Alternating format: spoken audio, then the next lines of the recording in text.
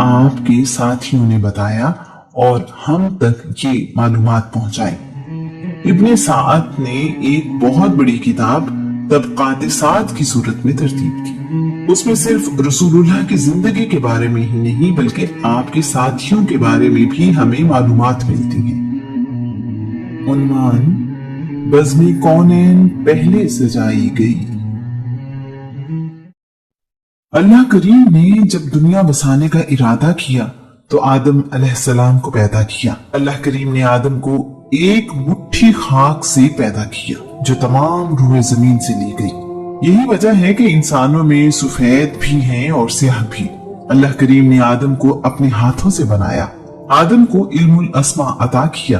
फरिश्तों के सामने आदम को पेश किया और कहा, मैं जमीन में अपना खलीफा मुकर्रर करने वाला हूँ। फरिश्तों ने कहा, ये जमीन पर फसाद फैलाएगा और खून बहाएगा। हम तेरी तारीफ करते हैं और बाकी बयान करते हैं। अल्लाह करीम ने फरमाया, मैं वो जानता हूँ जो तुम नहीं जानते। और फरिश्तों से सवाल किया, इन चीजों के नाम बताओ। वो जवाब ना दे पाए। फिर वही सवाल आदम से किया तो उन्होंने तमाम चीजों के नाम बता दिए। फरिश्ते कहने लगे, हमारे रब, तू हमसे बेहतर जानता है। फरिश्तों को हुक्म दिया गया कि वो आदम को सजदा करे। सब फरिश्तों ने आदम को सजदा किया सिवाय इब्लीस के। इब्लीस ने सजदा करने से इनकार कर दिया और तकब्बुर किया। अल्लाह करीम ने इब्लीस से कहा, इब्लीस, तुझे किस चीज ने उसे सजदा करने से रोका जिसे मैंने अपने हाथों से बनाया है? क्या तुम तकब्बुर करते हो और अपने आप को बहुत आला समझते हो? इब्लीस ने मवाजना करते हुए कहा, मैं इस आदम से बेहतर हूँ। मैं आग से बना हुआ हूँ और ये आदम मिट्टी से। अल्लाह करीम ने हुक्म दिया, तुम यहाँ से निकल जाओ। बेशक तुम मरदूद हो। कयामत के दिन तक मेरी तरफ से तुम पर मलामत हो। शैतान यानी इब्लीस का नाम अरबी जबान में हारिस और सिरियानी जबान में अज़ाज़ील है। वो बहुत इबादत गुजार था और उसके 4 पर थे। वो अपना मकाम और रुतबा सबसे बुलंद समझता था। इसी ख्याल ने उसे गुरूर में मुब्तला कर दिया और वो गुमराह हो गया। हिदायत तो अल्लाह करीम के फजल से मिलती है। इब्लीस के मायने है सरकश, फसादी यानी फसाद फैलाने वाला। अल्लाह करीम का हुक्म ना मानने की सूरत में धुतकारा गया। उसने आदम को सजदा करने से इनकार कर दिया। फिर उस गलती पर शर्मिंदा होने की बजाय अपने अमल पर फख्र करते हुए कहने लगा, अल्लाह करीम, मुझे उस दिन तक मोहलत अता कर जिस दिन लोग दोबारा जिंदा किए जाएंगे।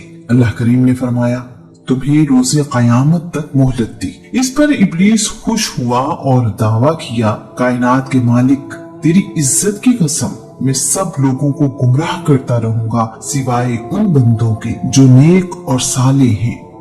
इब्लीस को जन्नत से निकाल दिया गया। वो सरकश और बागी हो गया और दुश्मनी पर उतर आया। आदम और अम्मा हव्वा जन्नत में रहने लगे। उन्हें मना किया गया कि वो एक खास दरख्त का फल, मुख्तलिफ रिवायात के मुताबिक अंगूर, जैतून, इंजीर या गंदम में से कोई एक फल नहीं खाएंगे। उन्होंने गलती की और उसका फल खा लिया। आदम उस गलती पर अपने रब से माफी मांगते रहे और अल्लाह करीम को राजी करने में कामयाब हो गए। आदम और अम्मा हव्वा को जमीन पर भेज दिया गया, औलाद अता की गई और ये दुनिया बसाई गई। आदम को श्रीलंका और हव्वा को जद्दा सऊदी अरब में उतारा गया। एक फरिश्ता आदम को रास्ता बताते हुए जद्दा लेकर गया। यूं आदम और हव्वा जमीन पर आने के बाद मिले। दुनिया में आने के बाद आदम की औलाद में सबसे पहले काबिल पैदा हुआ और फिर हाबील और फिर अल्लाह के नबी शीश पैदा हुए। काबिल ने अपने भाई हाबील को कत्ल कर दिया और सरकश हो गया। दुनिया में सबसे पहले पैदा होने वाला काबिल था और सबसे पहले मरने वाला हाबील। हम सब आदम ही की औलाद हैं। आदम को हिदायत के साथ नबी बनाकर दुनिया में भेजा गया। इंसान को सीधी राह पर चलने को कहा गया। उसकी फितरत में अच्छाई और बुराई रख दी गई।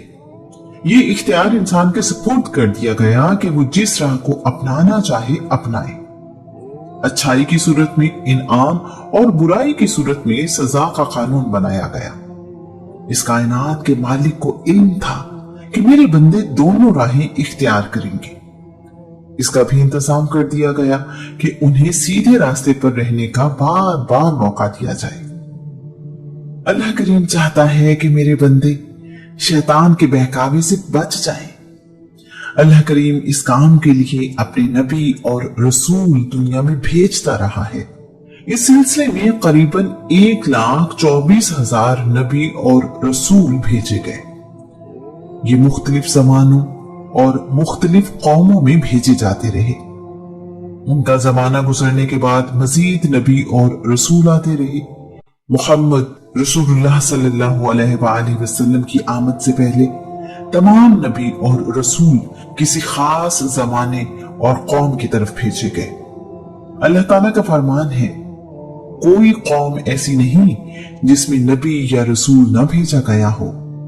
दुनिया बसाने से पहले तमाम अंबिया की रूहों को इकट्ठा किया गया और उनसे वादा लिया गया, अगर तुम्हारी मौजूदगी में दुनिया में कोई दूसरा रसूल आए जो उस पैगाम की तायीद करता हो जो तुम अपने रब की तरफ से लेकर आए हो, तो उसकी मदद करना और उस पर ईमान लाना। इस आयत को आयते मीसाक कहते हैं। रसूलुल्लाह के दुनिया में आने से पहले तक हर नबी और रसूल अपनी कौम से भी ये वादा लेता रहा। यही जिम्मेदारी उन नबियों और रसूलों पर ईमान लाने वालों की थी। आखिरी रसूल मोहम्मद बिन अब्दुल्ला सल्लल्लाहु अलैहि वसल्लम के आने के बाद दीन भी मुकम्मल हो गया और नबियों रसूलों की आमद का सिलसिला भी। तमाम रसूलों ने अल्लाह करीम का पैगाम इंसानों तक पहुंचाया, उन्हें नेकी की नसीहत की और बुराई से बचने का हुक्म दिया। इस काम की खातिर नबियों ने बड़ी सख्तियां बर्दाश्त की, यहां तक कि उनमें से बाज को कत्ल भी कर दिया गया। अल्लाह करीम ने अपने आखिरी इल्हामी पैगाम कुरान मजीद को तब्दीली से बचाने का बंदोबस्त यूं किया कि उसकी हिफाजत की जिम्मेदारी खुद ले ली। साथ ही साथ रसूलुल्लाह की जिंदगी के तमाम पहलुओं, आमाल, बातों, अहकाम, आदतों, मामलों और तरीकों को भी महफूज रखने का इंतजाम किया।